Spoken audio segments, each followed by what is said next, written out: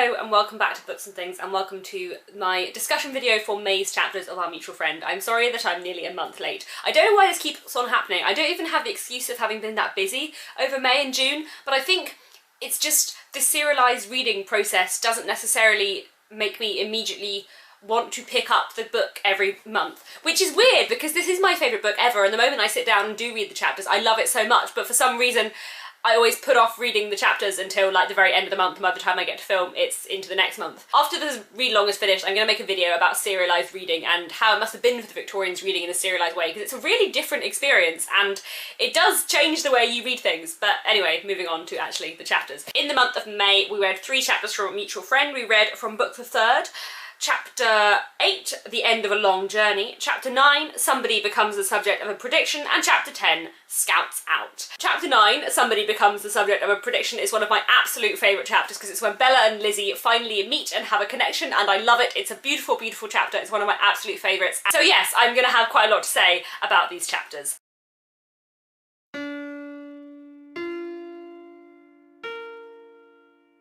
So, Chapter 8, The End of a Long Journey. This chapter is where we pick up with Betty Higden again, and we find out more about how her life is going. Since she has left the Boffins, since she has left London and been walking, she's been trying to sell her things that she makes, but she is struggling because her health is getting worse and because her constant fear of the parish, her kind of great paranoia that someone is going to take her and make her live and die in a workhouse, kind of takes over and affects her mental and physical health as well. She also encounters Rogue Riderhood, who is now apparently the deputy lock keeper for a lock further up the Thames, and we recognise him, even though he's not named, by his very distinctive voice and turn of phrase. The chapter ends with Betty Higden collapsing in a field and being found by Lizzie Hexam, who she has a brief conversation with before she very sadly dies. And this is the substance of this chapter, and it's quite an important point in the book because it is the meeting of many, many stories. We have Lizzie Hexam connecting with Betty Higden, we also have Betty Higden connecting with Riderhood. One of the things I love about Dickens in general is the way coincidence works in his books, and often his coincidences are just ridiculous, and there's so many of them. But I love it because so many of his books are all about mutual friends and all about people knowing other people and running into them even if they don't know that they have kind of mutual friends or acquaintances, and that's something I find really, really interesting and definitely something that I enjoy. So, points of interest in this chapter. I find the way that Dickens presents Betty Higden very, very interesting, especially in this chapter, because I feel it is slightly different to what he has before. The social criticism relating to Betty Higden and to her fear of the poor law, her fear of the parish, the fear that they're going to take her to the workhouse, the fear that she won't be independent, is very, very interesting to Dickens. And it's interesting because on the one hand he is definitely criticising the way that the government is structured, the way that the poor are provided for, and the way that people treat people like Betty Higden, and how it is kind of dehumanising, how it can make them afraid, how it is almost not kindly meant. It's just, well, we've got to do something about them, we'll try and get rid of them. It's not a very human solution to the problem, and he is very, very critical of that. You know, the way that this whole chapter is phrased from the very beginning of it, he is addressing my lords and gentlemen and honourable boors. There are bits of this chapter that sound more like a speech than a novel. For when we have got things to the past that with an enormous treasure at disposal to relieve the poor, the best of the poor detests our mercies, hides their heads from us, and shame us by starving to death in the midst of us. It is a past impossible of posterity, impossible of continuance. It may not be so written in the Gospel according to Podsnappery. You may not find these words in the text of the sermon in the returns of the Board of Trade, but they have been the truth since the foundation of the universe were laid, and they will be the truth until the foundation of the universe is shaken by the builder. This boastful handiwork of ours, which fails in its terrors for the professional pauper, the sturdy breaker of windows and the rampant terror of clothes, strikes with a cruel and wicked stab at the stricken sufferer, and is a horror to the deserving and unfortunate. We must mend it, lords and gentlemen and honourable boards, or in its evil hour it will mar every one of us. That does not sound like a passage from a novel. It sounds like a speech you might make in Parliament, and Dickens in this chapter, more than in others in Our Mutual Friend, really takes the social criticism to heart, and Betty Higden is very much a figure of critique of society. Betty Higden is there in the book, as well as being a very interesting character, and I think a very interesting depiction of gender in her determination to be independent and in her determination to work, but she's also there to depict poverty that refuses help, partly because the help that is offered is not offered in the right way, and also partly because it doesn't want it, and Dickens is trying to work out almost why she is so afraid of help. To a certain extent he is both criticising the government and its solutions to the poor and the way it treats the poor, and also criticising the poor for their fear of interference, for their fear of allowing people to help them. And I think that's really, really interesting because it's not something I'd really, really picked up before until reading this chapter this time, and it's not something I think you see much in the description of Betty previously to this, I think Dickens seems to quite admire her for her independence. But there is this idea in this chapter that now she is so ill and she is so struggling that maybe she should accept some help and maybe she shouldn't be quite as afraid. Her fear here is presented less as defiance and more almost as paranoia. She is really, really afraid, and you see much more her old age and her frailty in this chapter, and I think that's really, really interesting. Old Betty Higden, however tired, however footsore, would start up and be driven away by her awakened horror of falling into the hands of charity. It is a remarkable Christian improvement to have made a pursuing fury of the Good Samaritan, but it was so in this case, and it is a type of many, many, many. There is this refrain throughout the chapter, this idea of the Good Samaritan, this idea that if a Good Samaritan were to offer help to Betty Higden, she would not accept it because she is that independent. But that's also conflicted with the fact that she does kind of allow help from Lizzie Hexam at the end, partly because Lizzie reminds her of Bella, which again is of course very significant. And of course there is the section where she meets Riderhood as well, which is also very interesting. One of the things I really love about Dickens and his language that I think is really, really clever is how he manages to signify who a character is without naming them, just by their language and common phrases. And I think especially in a serialised novel like this, and also in a novel where a lot of characters are connected, a lot of characters meet characters who we've already met in the book before, but they haven't met before. He is very, very good at signalling who these characters are just by certain turns of phrase. So the moment we encounter a man working at a lock, and he says he is a honest man as gets my living by the sweat of my brow, and we know that it's Riderhood. And that's something I think in Dickens is very, very smart and clever. He's often criticised for having quite exaggerated and caricatured characters, but for me, the exaggeration in his characters is very distinct because it makes them more unique, it makes them immediately recognisable, and that's possibly even more important in a serialised novel and in a novel that has so many characters like many of his do. And then we have the scene of Betty Higden's death, the scene where she meets Lizzie, which I think is really beautifully written, and I do think that Dickens does death very, very well. He's very, very good at writing death scenes, in my opinion. As I said, I think it's very significant that when Betty Higden wakes and sees a woman before her, she thinks that Lizzie Hexam is Bella Wilfer, because Lizzie Hexam and Bella Wilfer are actually described to be quite different looking. Certainly Lizzie Hexam is supposed to be quite physically strong, and I always imagine her as tall. I can't remember if that's actually in the book. Bella is always described as being small, as being little, and Lizzie Hexam never is. It's really interesting that Betty Higden thinks that Lizzie is Bella because it brings another connection between them. We see more of that in the next chapter, and it also links these two central female heroines together, and it also kind of makes Betty Higden warm to Lizzie more, which I think is important. It is the face of a woman shaded by a quantity of rich dark hair. It is the earnest face of a woman who is young and handsome. But all is over with me on earth, and this must be an angel.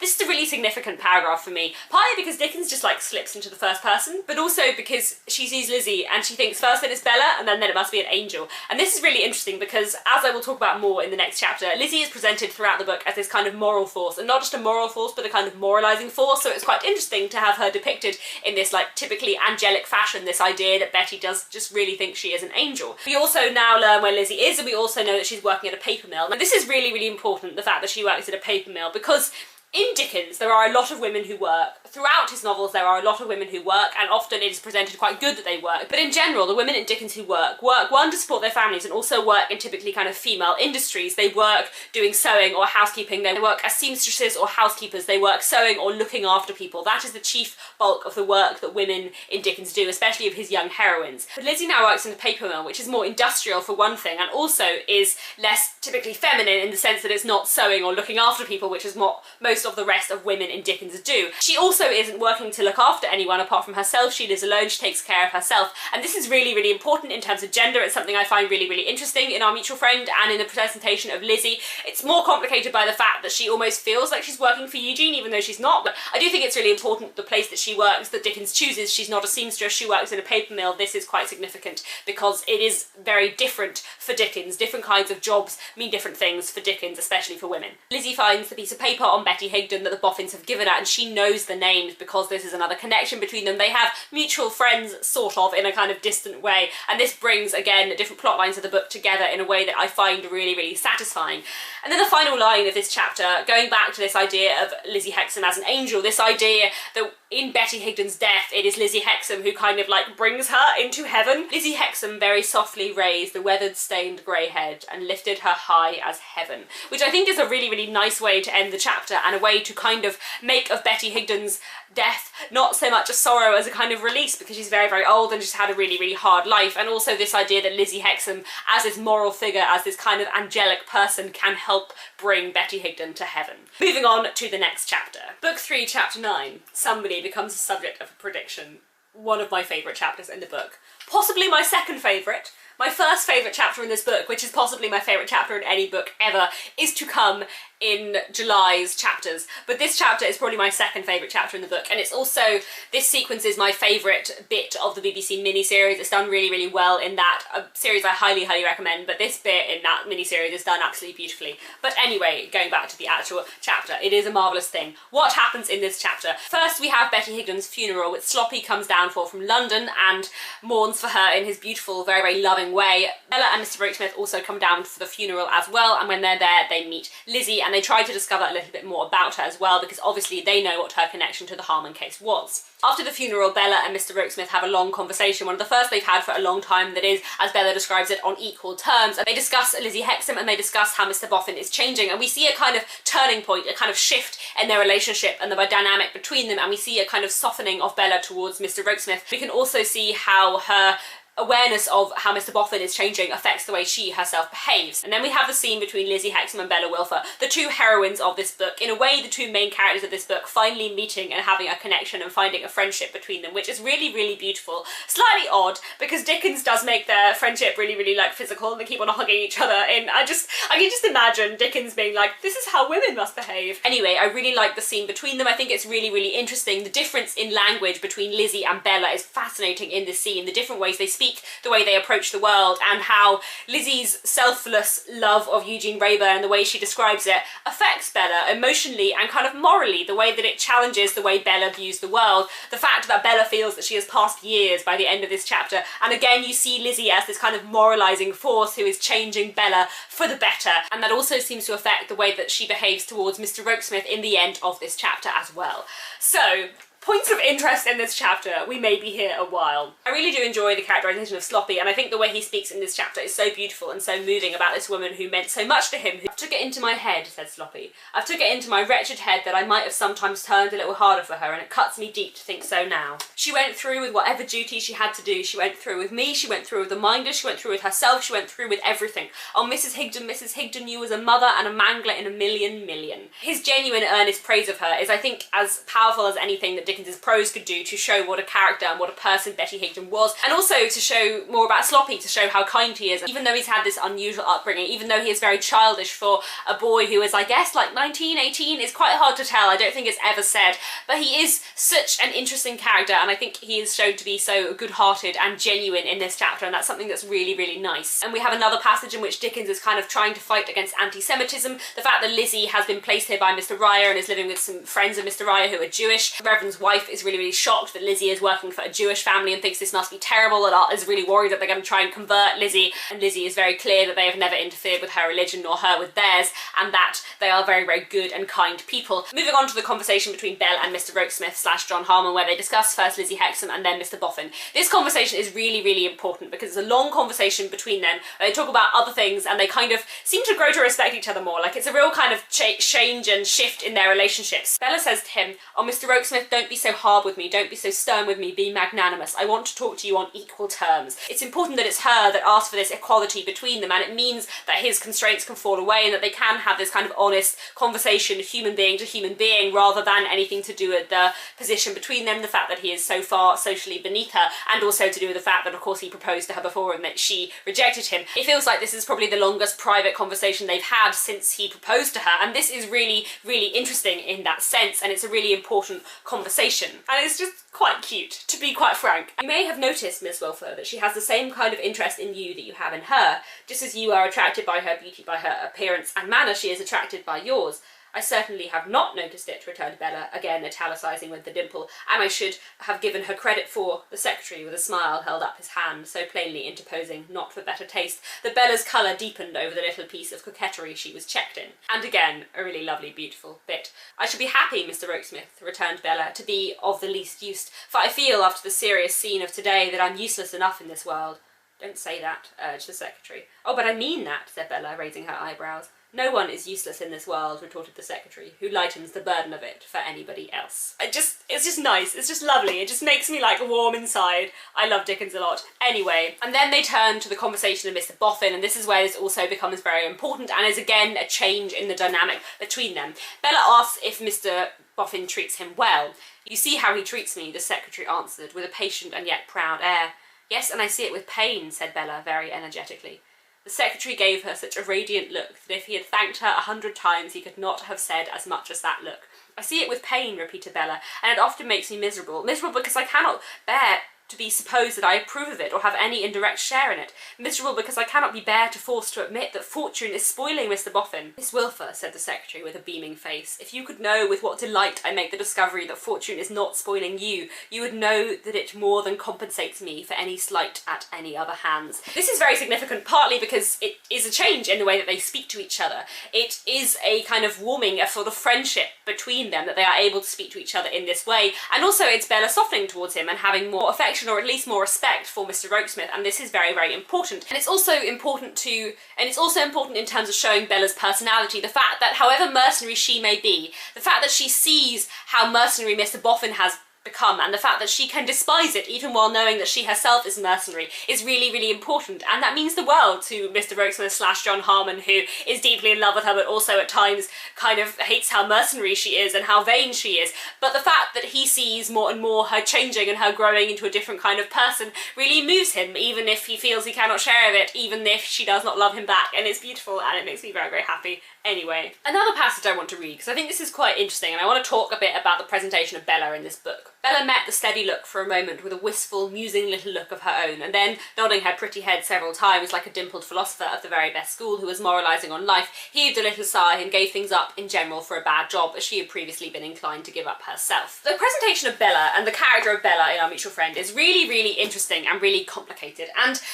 problematic but also wonderful. The thing about Bella is that on the one hand she is a wonderful, wonderful character. She's one of, for me, Dickens's best female characters. She's very, very complicated. She is so wonderfully drawn because she is so vain, she is so mercenary, and yet she's also very, very clever. She's also very, very aware, very good at reading other people, and also very self-aware. She's very aware of what she is, and she never pretends to be anything other than she is. And she is able to dislike certain characteristics of herself, all the while admitting that they are characteristics of herself. And in a way, Dickens presents her as this very, very strong character. You know, she is very, very determined, she is very immovable in many ways. She will have her way, and she is very determined in kind of what she wants in life, and she is not to be swayed in these things. Bella is not a passive person, and yet Dickens describes her all the time using the word little, and little is very distinctive and very important. It's different to describing her as being small or short, although she is those things, that's what he is saying, but he always uses the word little, which is in a way kind of diminishing. And there are two ways I think you can read the fact that Dickens describes her as being little all the time, because in one way it is like that Shakespeare quote, "Though she be but little, she is fierce." This idea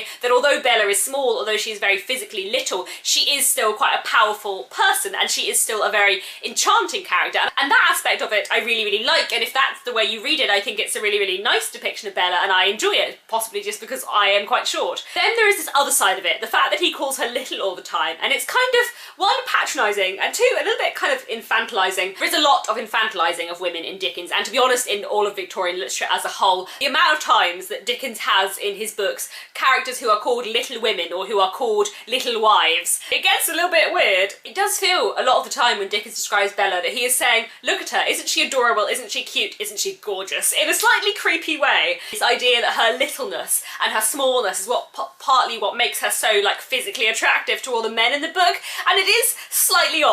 I just wanted to rant about that, and it's a little bit creepy, and it does annoy me, but at the same time she's such a powerful and interesting and important character, and she is really, really complicated, so I don't know what I think about her. She's still one of my favourite characters, but it does annoy me that she's always called little. But anyway, moving on to the scene between Lizzie and Bella. Bella and Lizzie discuss a multitude of things in this conversation together. They discuss how they are both drawn up in, they discuss how they are both in some way bound up in the Harmon case, and they also discuss the reason why Lizzie is living here and her love for Mr. Eugene Raeburn. Not that she names Eugene, although it would be interesting if she did, because I feel like Bella probably knows him. Bella certainly knows Mortimer Lightwood, so she probably almost certainly knows Eugene as well. Bella says to Lizzie, So I was dragged into the subject without my consent, and you were dragged into it without your consent, and there is very little to choose between us. This idea that both of them have been pulled into the Harmon case and had no choice about the matter, this idea that these women are forced to play this kind of passive role in this big drama, and they're caught up in this thing that they didn't have any choice about. I really love the relationship between Lizzie and Bella, and I like that they have such powerful friendship and that they bond so quickly, and partly I think because they are quite similar.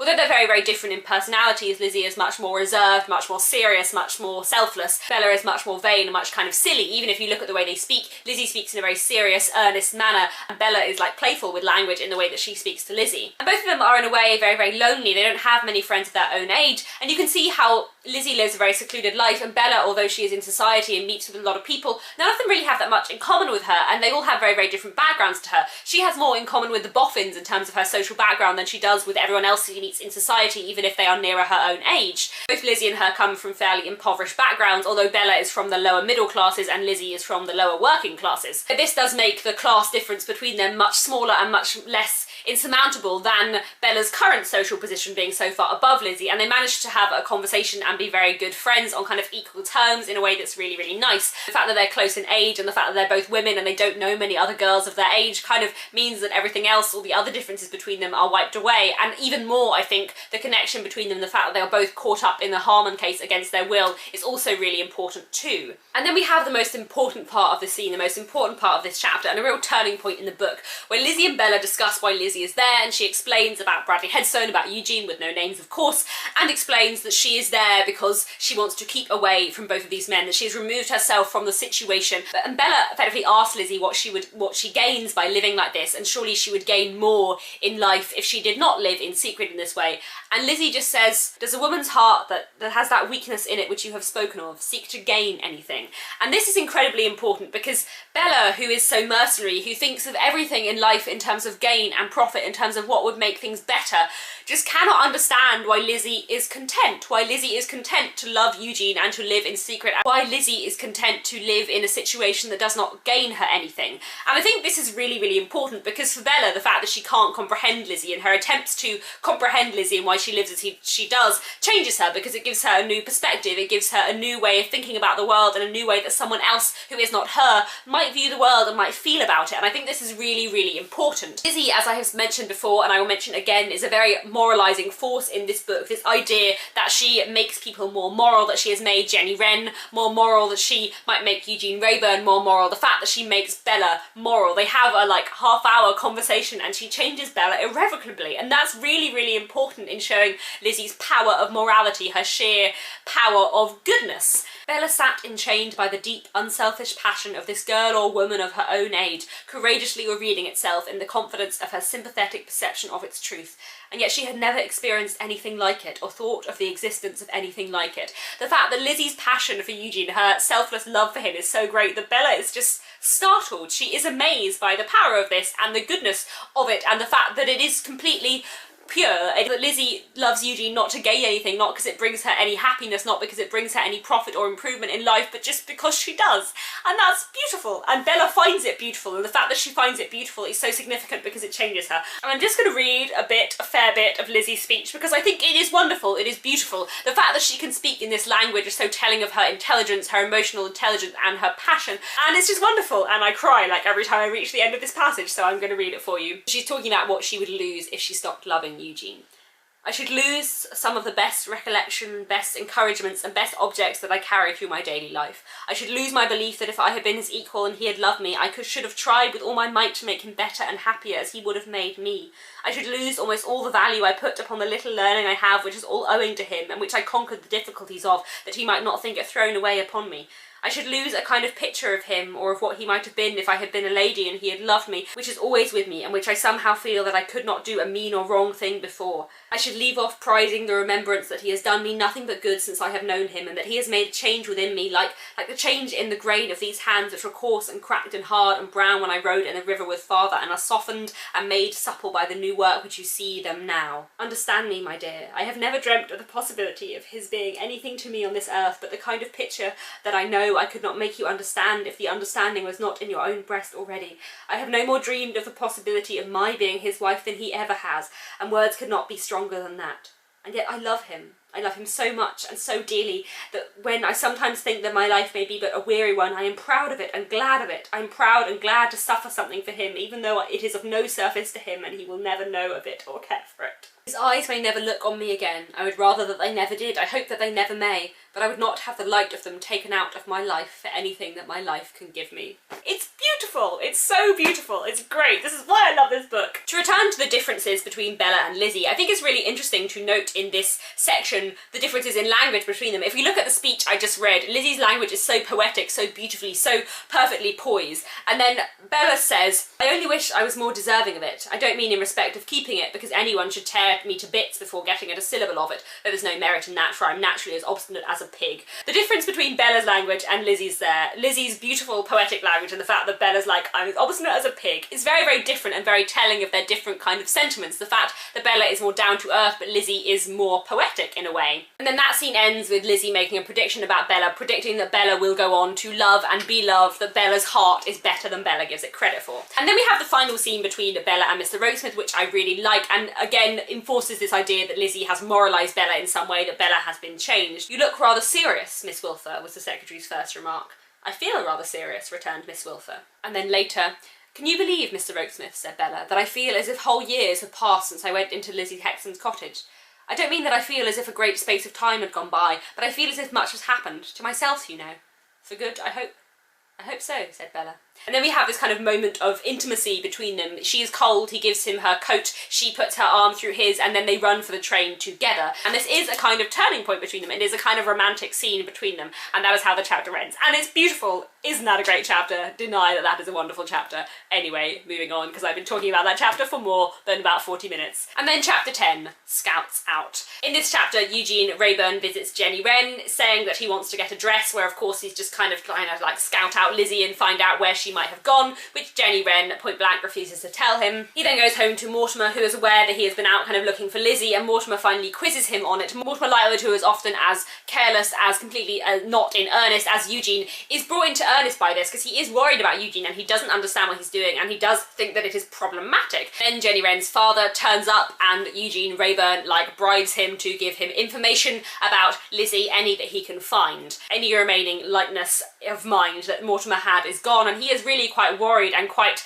kind of disgusted in a way that Eugene would stoop to using this spy, this very, very drunken man, to giving this alcoholic even more alcohol in order to try and get more information about Lizzie. Mortimer is worried. Eugene dismisses it, is as absurd as always, but then at the end of this chapter explains to Mortimer that something strange has been happening, that every time he leaves the house after dark he finds himself followed by Bradley Headstone and sometimes by Charlie Hexam as well. They leave the house to go on a walk, and Mortimer finds that this is true and that Bradley Headstone follows them all the way in a kind of sinister, rather creepy manner. So, points of interest in this chapter. I do think that Mortimer and Eugene's relationship is done really, really well. It's one of my favourite friendships within Dickens, I think, in that it is presented very, very realistically and believably, and they have sort of wonderful dialogue between them. My dear Mortimer, you are the express picture of contented industry reposing on credit after the virtuous labours of the day. My dear Eugene, you are the express picture of discontented idleness not proposing at all. Where have you been? It's lovely. It's perfect dialogue. It's so well done. Mortimer speaks to Eugene about his feelings for Lizzie. This is really, really important because I think it does sum up Eugene's complexity and the strangeness of his feelings for Lizzie, that he is incredibly drawn to her, and he knows that it would be ridiculous to marry someone so beneath him, and he knows that it is dangerous to herself and possibly even to him that he is so bent on finding her. He knows that it would do her no good if he were to find her, and yet he feels he must, because he is so drawn to her in such a complicated way. And yet Eugene, you know you do not really care for her. Eugene Rayburn rose and put his hands in his pockets and stood with a foot on the fender, indolently rocking his body and looking at the fire. After a prolonged pause he replied, I don't know that. I must ask you not to say that as if we took it for granted. But if you do care for her, so much the more you should leave her to herself. Having again paused as before, Eugene said, I don't know that either. But tell me, did you ever see me take so much trouble about anything as about this disappearance of hers? I asked for information. My dear Eugene, I wish I ever had. Then you have not. Just so. You confirm my own impression. Does that look as if I cared to her? I ask for information. My taking so much trouble to recover her does not mean that I care for her. What does it mean? The fact that Eugene actually kind of doesn't really know. He doesn't understand. He cannot make sense of his feelings, partly because he is such a careless man in general, because he is so idle, because he has been indifferent to basically everything in life. And he is not indifferent to Lizzie, and he doesn't know how to interpret that. But partly because Eugene is such a complicated and strange character, you almost have to understand him through Mortimer's reactions to him and to judge the way he behaves and how unusual it is for him, who's a very unusual person, through Mortimer. And the way that Mortimer's reaction, the way that his mood shifts over the course of this chapter is really, really interesting. When Jenny Wren's father first comes, he is quite amused. He says, "Lord bless my soul, Eugene, what a mad fellow you are," and he laughs. And yet, as things go on, as Eugene begins to feed this man alcohol to try and get information out of him, Lightwood says, Eugene, can you stoop to use such an instrument as this?" And all Eugene says is, "I said that I would find her by any means, fair or foul. These are foul and I'll take them." He does come across almost as slightly desperate, not quite to the extreme that Bradley Headstone is, but certainly he is very, very driven to find Lizzie, and he is almost obsessed with the idea of finding her. You can make almost any theme amusing to me, Eugene, but not this. The idea that things have gone beyond now and that things have really, really changed, and Mortimer is very, very aware of how things have shifted and how serious this matter has become. And then the fact that Eugene is being spied on by Bradley is really, really interesting, because there are two interesting things here. One, of course, is Bradley, the fact that he is spying on Eugene and what he means and how he feels about it. The fact that he is assumedly spying on Eugene because he thinks Eugene will somehow lead him to Lizzie. This I'll talk about more in the video on June's chapters, where we do get to see the kind of following from Bradley Headstone's perspective. But from Eugene's perspective, he knows that that's what Bradley thinks. He kind of just tortures Bradley Headstone because he doesn't view Bradley Headstone as a real human being. He doesn't view him as a person. He doesn't view him as worth any respect or kindness or sympathy. Even though Bradley and Eugene don't exactly feel the same way about Lizzie, but they both are very, very drawn to her in a very complicated, messy way. Yet Eugene just takes advantage of Bradley's instability to make him more unstable, because it's a way to pass the time, because it's a way to get over his own kind of complicated feelings. I goad the schoolmaster into madness. I make the schoolmaster so ridiculous and so aware of being made ridiculous that I see him chafe and fret at every pore when we cross one another. The amiable occupation has been the solace of my life since I was balked in a manner unnecessary to recall. I have derived inexpressible comfort from this. He enjoys making Bradley Headstone suffer because he is suffering himself, and it's so complicated and so nasty. Like, really a horrible, horrible thing to do. I've mentioned before that I think Eugene Wrayburn is a very problematic though interesting character. He's very, very complicated. He's a wonderful, fascinating character, and in some respects he is very, very interesting, and there is something enchanting and lovable almost about his language and how ridiculous and absurd and strange he is, even about his kind of idleness and the fact that the one thing that brings out emotion in him other than indifference is Lizzie. I do think that's really, really powerful, but at the same time, the way he treats Bradley Headstone is awful. It's so bad. It's really, really awful. And this passage is fascinating in terms of Eugene's psychological complexities, that he takes such pleasure in bringing Bradley Headstone pain. This is how Dickens describes what Bradley Headstone looks in the dark when following Eugene. Looking like the hunted and not the hunter, baffled, worn, and with the expression of deferred hope and consuming hate and anger in his face, white-lipped, wild-eyed, draggle-haired, seamed with jealousy and anger, and torturing himself with the conviction that he showed it all and they exulted in it. He went by them in the dark like a haggard head suspended in the air, so completely did the force of his expression cancel his figure. And it really does sum up the struggles of Bradley Headstone and the complete instability that Eugene is drawing him further and further into. So I think that's basically all I have to say on May's chapters of Our Mutual Friend. I'm sorry if this was quite a long video. The middle chapter of those three is one of my favourites and I had so much to say. But yeah, thank you very much for watching. I hope you're all enjoying Our Mutual Friend as we continue on with the read-along, and I'll be back fairly soon with another video.